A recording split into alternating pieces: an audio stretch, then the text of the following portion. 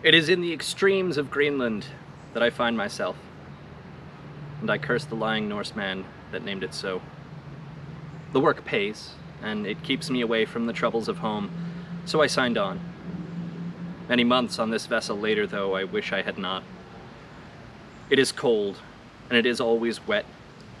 The salty air irritates my eyes and my nose. The salt, though, is better than the constant stench of open flesh that coats the decks. But there is no escape, and so there is work.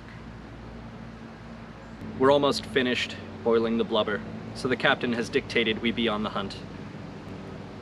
It is a monotonous coastline of grey rocks to our right, and dark green water stretching forever to our left. Most of the crew sits eagerly on deck, hoping to spot the bump of something not too far in the distance. Every ounce of oil is another penny earned for us, and we are counting the pennies eagerly. The day, though, is dull and uneventful. We finished barreling the oil, much to my chagrin. I've still not gotten used to the stinking of burnt fish. The sea is flat and calm. The sky is a flat blue.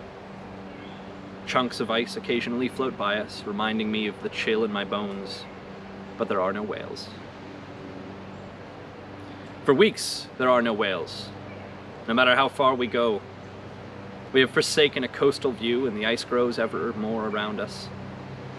When the clouds give way, it is to snow, not rain, and the crew spends most of their time above deck shivering. But we daren't argue with the captain. 3 men on this journey have already been flogged, and no one wants to make 4. Though when the captain isn't listening, we share whispers that it's of bitterness he's so cruel, having no wife. We eat rations of hardtack and salt horse. We're running low on tobacco, and we're running low on good cheer anyhow. No one's touched a fiddle in a week. The murky ocean gives us nothing. As usual, we are above deck, not daring to hope our eyes will show us anything. We all think the vessel and mission cursed for some unknown reason.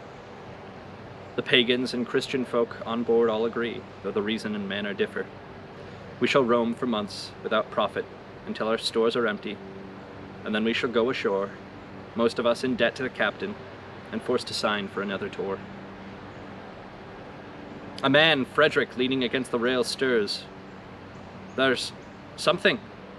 He sounds unsure, but we all perk up. A possible something is better than the certain nothing we've endured. It's big. I don't know. Well, what is it? I shouted. Everyone is on tenterhooks. I think we should get in the boats, says Frederick. He sounds strange and distant, but we're all spent.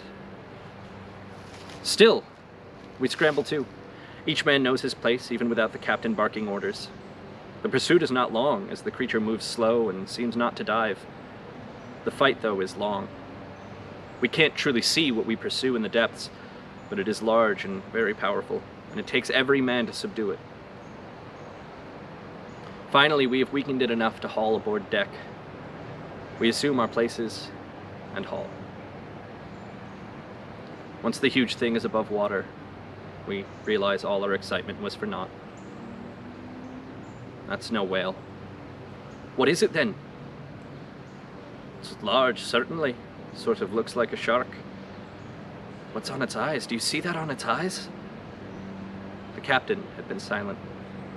We turned to look at him as one, and he shook his head. Bring it on deck and butcher it. At least some fresh meat. That is not the worst thing that could happen. Better than salt horse. We haul it on deck. Its huge body lies still.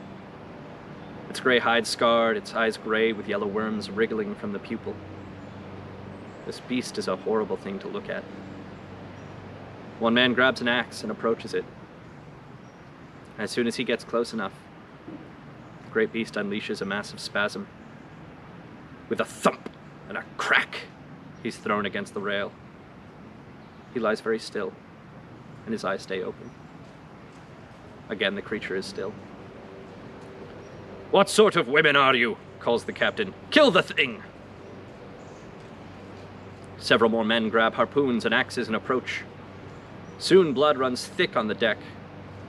The men move carefully to avoid the beast's powerful tail, but Soon we are sure we've killed it. The man grabs the severed tail, holding it as a trophy above his head, and then the tail leaps from his arms, striking his head. The man crumples and is dead. The worms in the thing's eyes still wriggle and squirm. A chill separate from any cold air enters all of us, even the captain. I stare into those great eyes, and I know we have committed some sin older than the Christian God.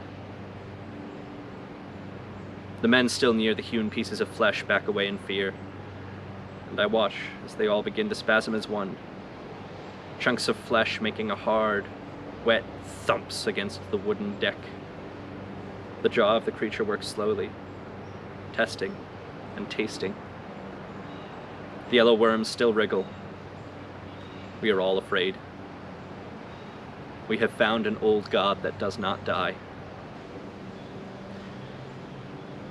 When we all depart, the captain gives us equal shares of the profits, something unheard of. In return, he asks only that we never sail with him again, or speak of what we saw. We're only too eager to agree. I do not sail or leave the shore now. I've seen what the ocean holds, and my Lord cannot protect me from it.